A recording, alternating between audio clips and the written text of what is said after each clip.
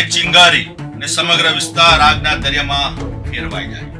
જ્યાં સુરક્ષાના અને કાયદાના નીતિ નિયમો કડક હોવા જોઈએ ત્યાં પાછલા બહાને ચાલતો હતો મોતનો વેગ.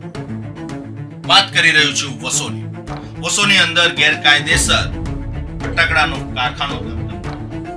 સ્થાનિક કલેક્ટરશ્રીએ લાયસન્સ રદ કર્યું તેમ છતાં મોતનો વેપલો ખુલ્લેઆમ ચાલતો.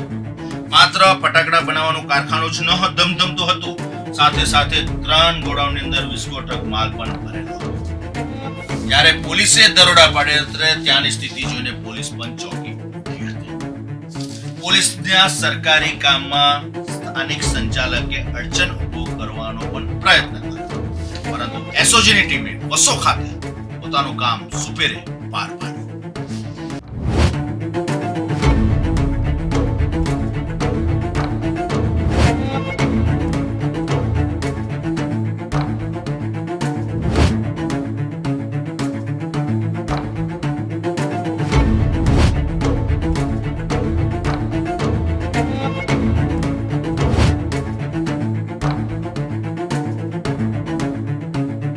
ખેડા નડિયાદ સ્પેશિયલ ઓપરેશન ગ્રુપે વસો પોલીસ મથક વિસ્તારમાં ગેરકાયદેસર રીતે ફટાકડા બનાવતી જેકે ટ્રેડર્સ નામની ફેક્ટરી પર દરોડો પાડ્યો.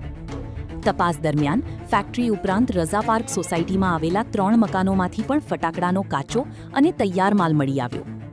આ સમગ્ર સંગ્રહ કોઈપણ પ્રકારની ફાયર સેફટી વિના કરવામાં આવ્યો હોવાનું પોલીસ તપાસમાં સામે આવ્યું છે.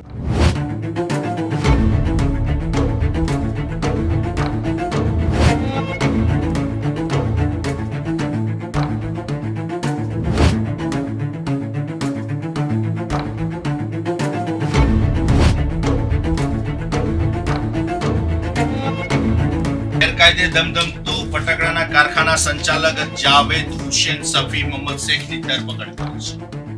પોલીસે કરિશ્મા બાનો જાવેદ હુસેન શેખને વોન્ટેડ જાહેર કર્યો છે. પોલીસે હાલમાં તમામ મુદ્દામાલ કબજે કર્યો છે. આગળની તપાસ ધમધમતી કરી છે. સ્થાનિક કલેક્ટરશ્રીએ લાયસન્સના પરવાનો મોકૂફ રાખ્યો હતો, તેમ છતાં વિસ્તારની અંદર આ ફટાકડાનું ગેરકાયદેસ કારખાનું ધમધમતું. પોલીસ પોતાનું કામ કરી રહી છે.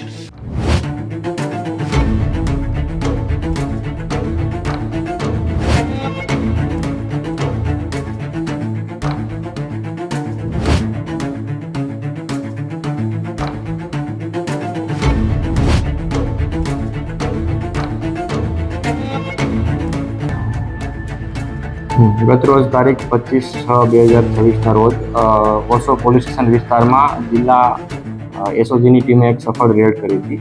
એમાં જેકે ટ્રેડર્સ નામની એક દુકાન હતી, તેના માલિક હતા જાવેદ હુસેન સફી મોહમ્મદ શેખ અને એમના પત્ની કરિશ્મા બાનુ શેખ. એ બંને પોતાનું ફટાકડાની ફેક્ટરીમાં ફટાકડા બનાવવાનું લાયસન્સ કલેક્ટર કચેરી દ્વારા મોકૂફ હોવા છતાંય ઉત્પાદન કરી રહ્યા હતા અને પોતાના જાહેર સોસાયટીમાં આવેલા મકાનોમાં આ તૈયાર માલનો જોખમી રીતે સંગ્રહ કરી રહ્યા હતા.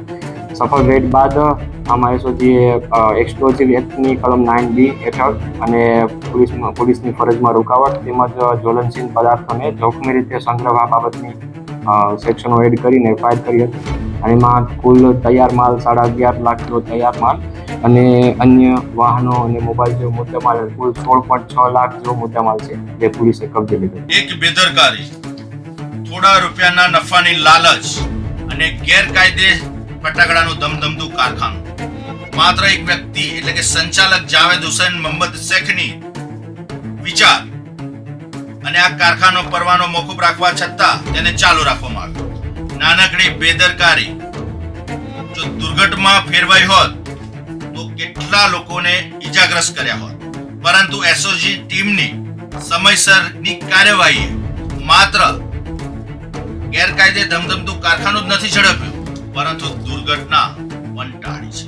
સમગ્ર વિસ્તારની અંદર આ દુર્ઘટના થઈ હોત તો પરિણામ શું હોત તે માત્ર સમજવાની તાતી જરૂરિયાત છે. હાલમાં પોલીસે સંચાલકની ધરપકડ કરીને જોરદાર સબક શીખવાડી રહ્યા છે, પરંતુ થોડા નફાની લાલચમાં કાયદો હાથમાં લઈને ગેરકાયદે આવા ફટાકડાના કારખાનાનો વેપલો કરનાર કદાચ માફીને લાયક નથી તેવું સ્થાનિક પ્રજા વિચારે છે.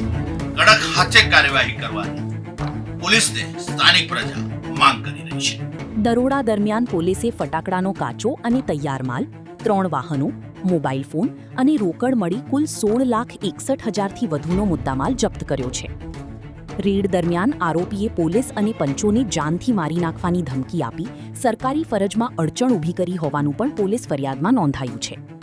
આ સમગ્ર મામલે વસો પોલીસ સ્ટેશનમાં વિવિધ કલમો હેઠળ ગુનો નોંધી વધુ તપાસ હાથ ધરવામાં આવી છે.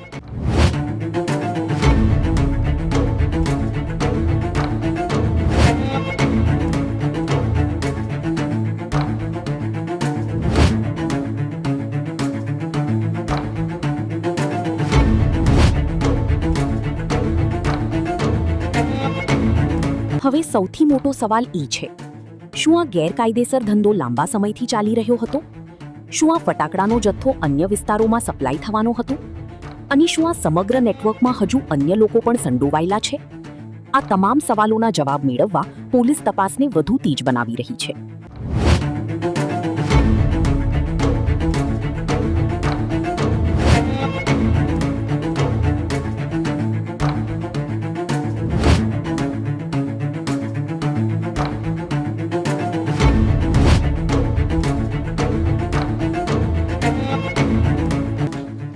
પ્રજાની માંગ વ્યાજબી છે, પરંતુ મહત્વનો સવાલ એ ઊભો થાય છે કે છેલ્લા ઘણા સમયથી કલેક્ટરે ભરવાનો મોકૂફ રાખ્યો છતાં આ ગેરકાયદે કારખાનું કેવી રીતના ધમધમતું?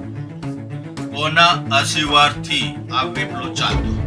હજી ઘણા બધા ચહેરા અને નામ બહાર આવી શકે છે. પોલીસે પ્રામાણિકતાપણે તપાસ કરવી પડશે. ઘણા બધાની સંડોવણી પણ બહાર આવશે.